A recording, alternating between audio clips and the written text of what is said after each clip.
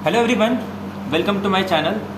तो आज के इस वीडियो में हम डिस्कस करने वाले हैं कि उन स्टूडेंट्स के बारे में जिन्होंने अपना एमएससी कंप्लीट कर लिया है या फिर एमएससी कंप्लीट करने के बाद उनके नेट, सेट, गेट, पीएचडी जो भी है कंप्लीट करने के बाद उनके माइंड में आता है कि चलो एमएससी तो हो गया, बढ़िया है, अब आगे क्या करना है। मान लो कुछ स्टूडेंट ऐसे होंगे जिनके सेट, नेट, गेट या कोई भी एग्ज़ाम क्लियर हो गए होंगे, तो उसके बाद उनके माइंड में क्वेश्चन आता है कि यहाँ तक तो हो गया, अब आगे क्या करना है। तो इन सारे पॉइंट्स पे हम आज के इस वीडियो में डिस्कस करने वाले हैं। ये कह सकते हैं कि जॉब अपॉर्चुनिटीज़ के बारे में डिस्कस करेंगे, और इसके अलावा मैं आपके सामने कुछ इस तरीके से रखूँगा कि अगर एक एमएससी या फिर कोई भी एंट्रेंस एग्ज़ाम क्लियर करने के बाद जो भी वो प्रॉब्लम फेस करता है, उन्हीं पे हम लोग आज डिस्कशन करने वाले हैं। ठीक है, तो पहली बात तो ये है कि अगर आप जूनियर कॉलेज में, सीनियर कॉलेज में या फिर स्कूल लेवल में अगर आपको टीच करना है तो उसके लिए एलिजिबिलिटी क्राइटेरिया क्या है, तो इन सारे पॉइंट्स पे हम डिस्कशन करेंगे।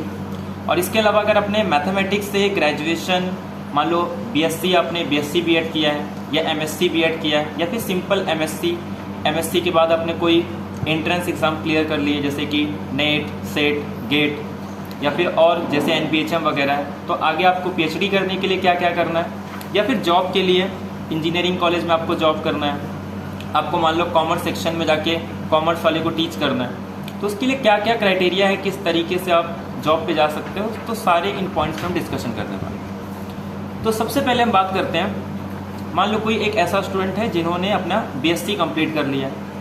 अब क्या बीएससी कंप्लीट करने के बाद क्या वो कहीं जॉब कर सकता है?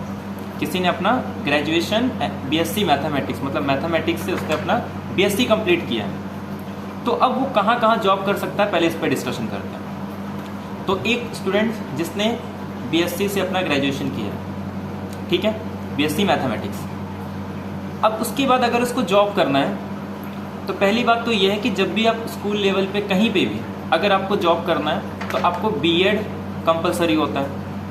अगर आप स्कूल लेवल में कहीं पे भी जा रहे हो तो आपको बीएड कंपलसरी होता है। तो अगर आपको कहीं पे स्कूल लेवल में जैसे 7th 8th 9th को या उसके पहले अगर आपको मैथ्स टीच करना है तो उसके लिए आपको बीएससी के साथ बीएड करना होगा। बट ऐसा नहीं है कि आपको बीएड कंपलसरी होगा, ऐसे बहुत सारे आपको प्राइवेट स्कूल्स मिल जाएंगे जहाँ पे आप सिर्फ बीएससी करके भी पढ़ा सकते हो मैथ्स, ठीक है, तो कोई दिक्कत नहीं है। बट आपको सैलरी थोड़ा कम मिलेगी, बट फिर भी आप टीच कर सकते हो। अब मान लो आपने सिर्फ बीएससी किया, आपने बीएड नहीं किया, तो आप कोई स्कूल पकड़ सकते हो, वहाँ पे आप टीच कर सकते हो। जो प्राइवेट स्कूल होंगे आपको मिल जाएंगे जहाँ पे सिर्फ बीएससी करके भी आप वहाँ पे टीच कर सकते हो पार्ट टाइम, ठीक है। अब इसके बाद बात आती है क्लासेस की। अगर आपका मैथमेटिक्स में अच्छी पकड़ है, अगर आप मैथ्स बीएससी आपने काफ़ी ढंग से किया है, तो आप 11th 12th की क्लासेस के लिए अप्लाई कर सकते हो। ऐसे बहुत सारे क्लासेस हैं जिनको सिर्फ आपके नॉलेज से मतलब है, आपने बीएससी किया है मैथमेटिक्स से इनफ है। बट आपको 11th 12th पे अगर आपकी अच्छी पकड़ है, आपका कैलकुलस काफ़ी अच्छा है, तो आप 11th 12th के मैथ्स को इजीली आप टीच कर सकते हो। ये डिपेंड करता है कि आपकी प्रॉब्लम सॉल्विंग कितनी अच्छी है, कितने अच्छे से आप क्वेश्चन को सॉल्व कर सकते हो।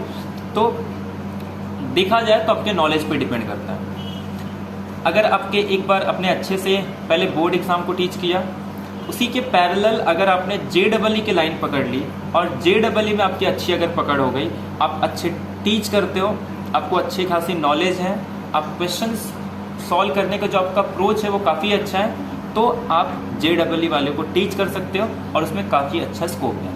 और अगर आपके पास नॉलेज अच्छा है, आपसे कोई कभी नहीं पूछेगा कि आपकी डिग्री क्या है, सिर्फ आपका एक्सपीरियंस और आपका नॉलेज ही काम में आएगा। तो ये तो बात हो गई कि जिन्होंने बीएससी ग्रेजुएशन से की। हालांकि उनको कॉलेज वगैरह में वो नहीं पढ़ा सकते, क्योंकि अगर आपको जूनियर कॉलेज में या सीनियर कॉलेज में पढ़ाना है तो उसके लिए आपको एमएससी करना है। तो क्या ये ज़रूरी है कि बीएससी के बाद जॉब ही लग जाएगा? देखो, तो ऐसा कोई ज़रूरी नहीं है कि अगर आपने बीएससी किया है तो आपको जॉब लग जाएगा। अब ये क्यों नहीं लगेगा और क्यों लग जाएगा, इन सारे बात पे हम बात करेंगे। पहले हम एमएससी पे आते हैं। अब मान लो कोई एक ऐसा स्टूडेंट है जिसने एमएससी कंप्लीट कर ली, ठीक है, अब उसको जॉब पे जाना है। मान लो कोई स्टूडेंट है जिसने एमएससी और सेट क्वालिफाई कर लिया, या फिर नेट, गेट, मतलब किसी इन सारे में से अलग अलग सबके पास डिग्री है। एक बंदा जो सिर्फ एमएससी किया है, एक बंदा जिसने एमएससी सेट क्वालिफाइड है, एक एमएससी नेट क्वालिफाइड है और एक एमएससी पीएचडी, मान लो उसका पीएचडी है।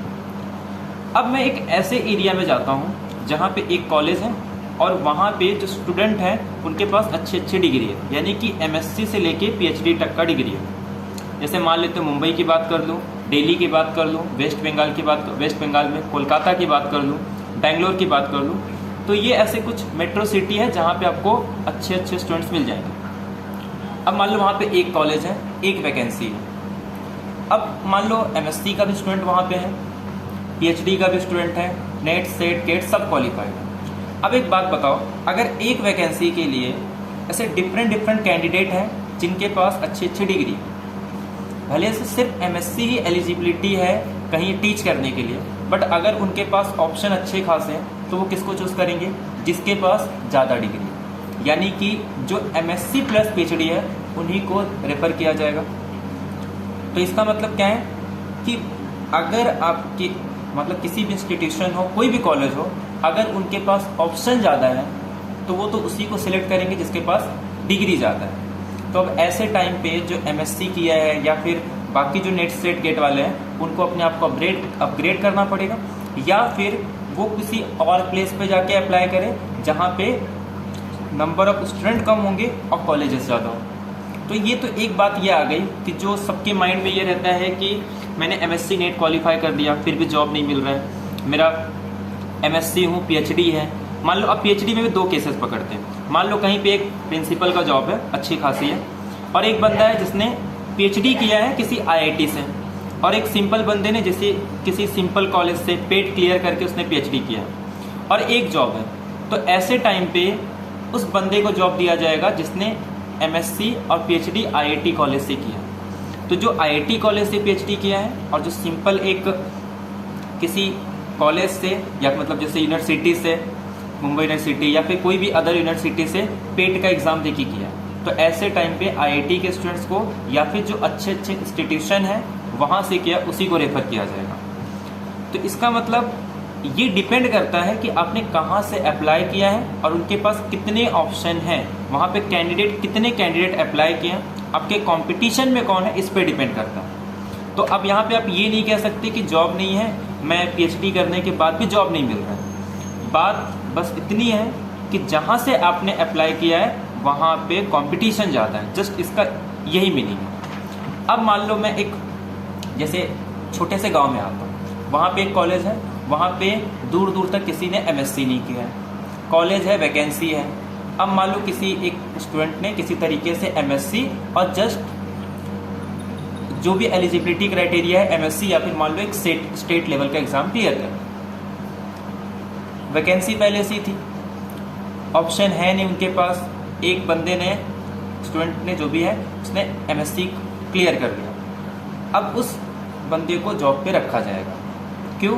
क्योंकि एक ही वैकेंसी थी, एक ही कैंडिडेट था जिसने उस एलिजिबिलिटी जो भी उनके एलिजिबिलिटी थी उसके लिए वो एलिजिबल है। तो अब ऐसे टाइम पे उसका जॉब लग गया। तो यानी कि एक ऐसे लोकेशन पे जहाँ पे एक पीएचडी वाले बंदे को जॉब नहीं मिल रहा था, और वही अगर हम गांव में आ रहे हैं तो सिर्फ एक एमएससी या फिर एमएससी सेट क्वालिफाई करके उसको जॉब लग गया। इसका मतलब क्या है कि यहाँ पे ये डिपेंड करता है कि जहाँ से आप अप्लाई कर रहे हो वहाँ पे आपके कॉम्पिटिटर कौन है, ये इस पर डिपेंड करता है। तो एक तो ये बात हो। अब मान लो मैं किसी विलेज या छोटी गांव की बात कर रहा हूँ, तो अगर आपको कहीं प्रोफेसर बनना है ना, तो अगर आपको एलिजिबल कैंडिडेट बनना है तो उसके लिए आपको जस्ट एमएससी या फिर कोई भी पर्टिकुलर एग्ज़ाम क्लियर करो। अगर आपका सेट क्लियर है या नेट क्लियर है तब भी आपको जॉब लग जाएगा। सेट सिर्फ आपको उसी स्टेट में लगेगा, अगर आपको किसी अदर स्टेट में जाना है तो उस स्टेट का जो भी पेपर होगा वो आपको देना रहेगा, ठीक है। अगर आप महाराष्ट्र से हो तो आपको एमएस सेट देना है, गुजरात से हो तो आपको जी सेट गुजरात सेट देना होगा। तो ऐसे अदर स्टेट के अलग अलग पेपर होते हैं, तो वो उस पर डिपेंड करता है आपको किस स्टेट से अप्लाई करना है। तो अब ऐसे टाइम पे जो मिनिमम क्राइटेरिया होगी, अगर आपने स्टेट का भी क्लियर कर लिया है उस पर्टिकुलर स्टेट पे जहाँ से आप अप्लाई कर रहे हो तो वो भी एलिजिबल है, एक नेट का बंदा भी एलिजिबल है। अब नेट में भी दो केसेस रखता हूँ, एक मान लो जस्ट क्लियर किया और एक का रैंक अच्छा है।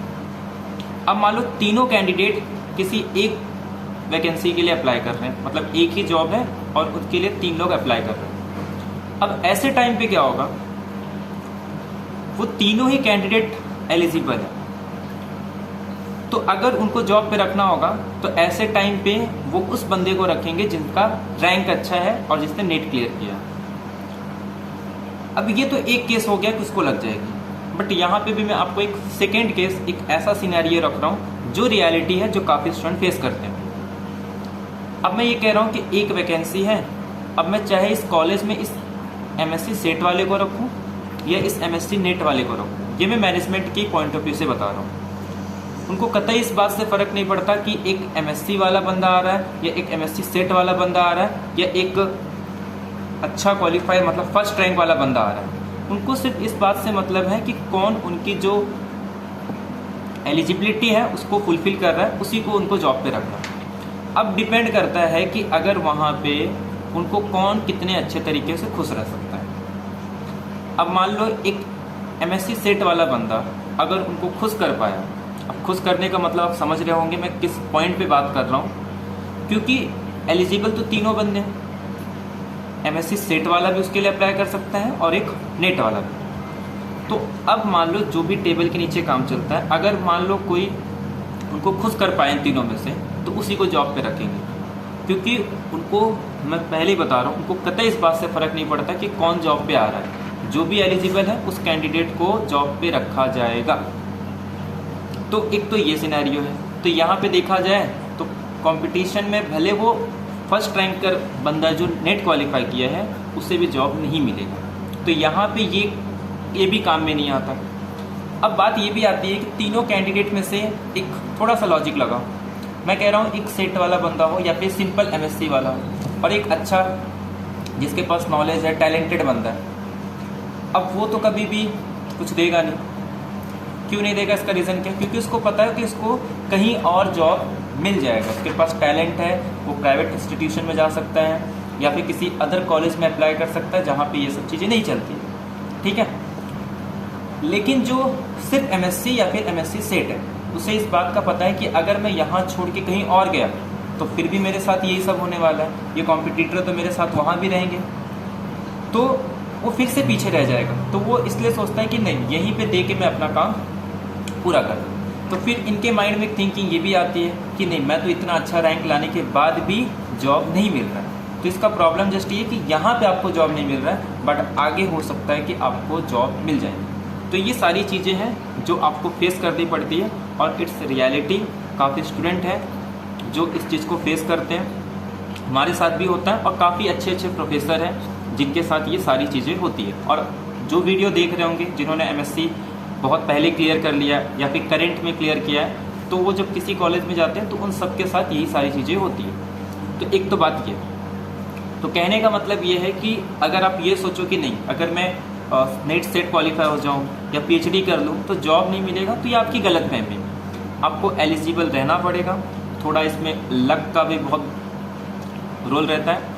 तो उसके साथ अगर आपकी लक अच्छी है, आप हार्ड वर्किंग हो, आपके पास नॉलेज है, तो आपको वहाँ नहीं मिलेगा, बट कहीं ना कहीं आपको जॉब मिल ही जाएगा। अब उसके बाद डिपेंड करता है आपका नॉलेज। तो ये तो मैं बात कर रहा हूँ कॉलेज की, तो कॉलेज में ये सारी चीज़ें हैं। अब इसके बाद बात करते हैं प्राइवेट की। देखो प्राइवेट में क्या होता है, अगर आप किसी गवर्नमेंट कॉलेज के प्राइवेट में जा रहे हो तो आपको सैलरी बहुत कम मिलेगी, ठीक है। जैसे अगर मान लो कोई गवर्नमेंट कॉलेज है तो उसमें एक ग्रांट और एक नॉन ग्रांट, यानी GB और NGB होता है। एक ग्रांट बेसिस होगी और एक नॉन ग्रांट बेसिस।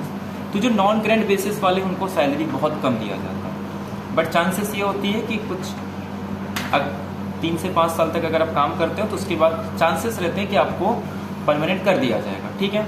तो एक तो इसकी वजह से लगते हैं, और दूसरी बात ये है कि अगर आप गवर्नमेंट कॉलेज में अगर आप टीच कर रहे हो तो अगर आप कहीं और जाते हो तो उसको ज़्यादा मतलब रेफ़र किया जाता है। अगर 2 लोग हैं, एक सिंपल कॉलेज से आए और एक गवर्नमेंट कॉलेज से आए, तो गवर्नमेंट कॉलेज को ज़्यादा मान्यता दी जाती है, ठीक है। तो एक बात तो ये है कि अगर आपने गवर्नमेंट कॉलेज में टीच किया है, और एक तो ये है कि आपको परमानेंट किया जा सकता है। लेकिन अगर आपको गवर्नमेंट कॉलेज में नहीं जाना है, किसी प्राइवेट कॉलेज में जाना है, तो प्राइवेट कॉलेज भी अच्छे खासे होते हैं। जैसे कि सीनियर कॉलेज की तो मैं साइड में रखो, मैं जूनियर कॉलेज की बात करता हूँ। अगर आप किसी सीबीएसई बोर्ड में जाते हैं, ठीक है, जैसे आजकल बहुत सारे अच्छे अच्छे कॉलेज हैं जिसमें आईजीसीएसई बोर्ड हो गया, सीबीएसई बोर्ड हो गया, ठीक है। तो अगर आप सीबीएसई बोर्ड या आईजीसीएसई बोर्ड में जो इंटरनेशनल वाले रहते हैं, अगर उनमें टीच करते हो तो उनमें सैलरी काफ़ी अच्छी रहती है। बट उसके लिए कंडीशन ये है कि आपकी जो इंग्लिश है वो काफ़ी अच्छी होनी चाहिए। अगर आपकी इंग्लिश अच्छी है, आपका सब्जेक्ट नॉलेज अच्छा है, आप थोड़ा क्रिएटिविटी हो, थोड़ा आपके अंदर पेपर वर्क करने का है, तो आपको अच्छी खासी सैलरी भी मिलेगी, वहाँ पे आपको चैलेंजेस भी मिलेंगे, और ख़ास बात ये है कि आपको अच्छे स्टूडेंट वहाँ से मिलते हैं। बट उसके लिए आपको थोड़ा सब्जेक्ट नॉलेज के साथ साथ आपको बाकी चीज़ें भी आनी चाहिए। ये मैं जो अच्छे मतलब आईजीसीएसई और सीबीएसई बोर्ड की बात कर रहा हूँ, और उसमें लेकिन आपको सैलरी अच्छी खासी मिलती है। एक तो ये हो गया, और एक सबसे अच्छी बात है, अगर आपके पास नॉलेज है, अगर आपके क्वेश्चन सॉल्व करने का मतलब जैसे 11th-12th में आपकी अच्छी पकड़ है, आपको प्रॉब्लम सॉल्व करने में काफ़ी अच्छा लगता है, तो मैं तो ये कहूँगा आप JEE वाले को टीच करो। आपको ज़्यादा अर्न करना है, आपको अच्छी खासी अगर आपको अर्निंग करनी है, तो शायद से आपको सीनियर कॉलेज में उतना नहीं मिलेगा, और ना ही आपको स्कूल सेक्शन में मिलेगा। स्कूल सेक्शन में अगर आप खुद का खोलते हो किसी स्कूल में पढ़ा के तो ठीक है, अदरवाइज़ अगर आपको जॉब से अच्छा अर्न करना है तो सबसे बेस्ट है आप JEE वाले को टीच करो। JEE में टीच करने का कुछ प्लस पॉइंट भी है और कुछ माइनस पॉइंट भी है। प्लस पॉइंट ये है कि आपको सैलरी अच्छी खासी मिलेगी, आपको स्टूडेंट अच्छे मिलेंगे अगर आप अच्छे अच्छे क्लासेस में टीच करते हो। बट ये है कि वहाँ पे आपको काफ़ी ज़्यादा मेहनत करना होगा। मेहनत मतलब आप अगर कहीं पे 4 घंटे टीच कर रहे हो तो उससे ज़्यादा आपको उसके पीछे मेहनत करनी होगी, आपको खुद उतना प्रिपेयर होके जाना पड़ेगा, और आपको पूरी तरीके से उसी में मतलब कहते हैं ना, पूरा दिन भर आपको सिर्फ क्वेश्चन ही सॉल्व करने देंगे। JEE में आपको बहुत कुछ सीखने को मिलेगा, आपको बहुत ज़्यादा मेहनत करनी होगी, और एक बार आपकी अच्छी पकड़ हो गई तो आप जितना डिमांड करोगे उतना आपको वहाँ पे भी किया जाएगा। तो ये बात आपको माननी पड़ेगी। तो JEE में अगर आपको ऐसा लगता है कि नहीं आप उसको कर सकते हो फेस, आपकी प्रॉब्लम सॉल्विंग काफ़ी अच्छी है, तो मैं तो यही कहूँगा आप JEE को स्टार्टिंग में 1-2 साल तैयारी करो, अपनी पकड़ अच्छी करो। और ऐसा नहीं कि आपको JEE में सारे टॉपिक्स आने चाहिए, ये भी चीज़ है। आप जो आपका जब से स्ट्रॉन्ग जोन होगा ना वो पकड़ लो पहले, और उसी को जितना हो सकता है उसके नंबर ऑफ क्वेश्चन सॉल्व करो, जितना मैक्सिमम अलग अलग टाइप के। और दूसरी बात अपडेट वाले, यानी कि जो न्यू क्वेश्चन आते हैं उन्हें सॉल्व करने की कोशिश करो। ऐसा नहीं कि पुराने ही क्वेश्चन सॉल्व करो, स्टार्टिंग में आप कर सकते हो, और उसके बाद फिर आपको जितने नए नए क्वेश्चन होंगे, कोई भी क्वेश्चन मिले, आपको क्वेश्चन को देखते ही आपको उस पर मतलब आपकी एकदम अप्रोच बहुत ही कम टाइम में और बहुत ही अच्छी होनी चाहिए। तो ये तो अगर आप JEE के लिए कर रहे हो तो ये काफ़ी आपको चैलेंजेस भी मिलेंगे, आपको हार्डवर्क करना रहेगा, और उतना आपको अर्न भी करना। इसके अलावा अगर आपको हायर मैथ्स के लिए पढ़ाना है तो बहुत सारे क्लासेस हैं, आपको पता होंगे आजकल ऑनलाइन क्लासेस बहुत सारे हैं जिसमें आप टीच कर सकते हो, सीनियर में भी, वो भी अच्छी बात है। JEE भी आपको ऑनलाइन टीच करना है तो ऑनलाइन भी बहुत सारे आपको क्लासेस मिल जाएंगे जो अच्छा पे करते हैं। अगर आपके पास नॉलेज है, अगर स्टूडेंट आपको पसंद करते हैं तो आपको वहाँ पे भी अच्छा पे किया जाएगा। तो एक तो वो भी अपॉर्चुनिटी है, आप ऑनलाइन टीच कर सकते हो। अगर आप कंफर्टेबल हो ऑनलाइन में तो आप ऑनलाइन भी करते हो। कुछ क्लासेस ऐसे भी हैं जो ऑनलाइन ऑफलाइन दोनों रखते हैं, यानी कि आपको 1 से 2 लेक्चर ऑनलाइन लेना रहेगा, बाकी आपको ऑफलाइन क्लासेस लेने रहेंगे, तो वहाँ पे भी आपको अच्छा पे किया जाएगा। बट उसके लिए आपकी नॉलेज काफ़ी अच्छी होनी चाहिए। वहाँ पे डिग्री इतना इम्पोर्टेंट नहीं होता। पहले कह रहा हूँ, अगर आप कहीं पे भी प्राइवेट में टीच कर रहे हो, आपका डिग्री उतना इम्पोर्टेंट नहीं होता जितना कि आपका नॉलेज। लेकिन अगर आप किसी इंस्टीट्यूशन में, कॉलेज या स्कूल में जाना चाहते हो तो आपका डिग्री ज़्यादा इम्पोर्टेंट होगा ना कि आपका नॉलेज। ठीक है, तो ये 2 अलग अलग चीज़ें हैं जो आपको समझनी होगी। जॉब के बारे में, जॉब है भी, जॉब नहीं भी है, ये डिपेंड करता है आपकी मेंटालिटी पे। ठीक है, अगर आप कहीं 1-2 जगह अप्लाई करके ये सोचोगे कि जॉब नहीं है तो ये आपकी गलत फहमी। हो सकता है कि वहाँ पे आपके लिए जॉब ना हो, आप कहीं और ट्राई करो, आपको जॉब मिल जाएगी। ठीक है, तो ये सारी चीज़ें हैं जो सारे स्टूडेंट फेस करते हैं MSc करने के बाद। और आप कोई भी एग्ज़ाम क्लियर करो वो वेस्ट नहीं जाता है। ऐसे बहुत सारे मेरे फ्रेंड्स हैं या फिर जो मैंने बैच स्टार्ट किए थे वहाँ से क्लियर किए हैं, तो इन्हीं डिग्री के बेस पर उनको अच्छी खासी जॉब मिली है और अच्छा खासा पे भी किया जा रहा है। और मैंने एक बात सोची है कि इस संडे को मैं ट्राई करूँगा कि इस संडे को एक इंटरव्यू लूँगा।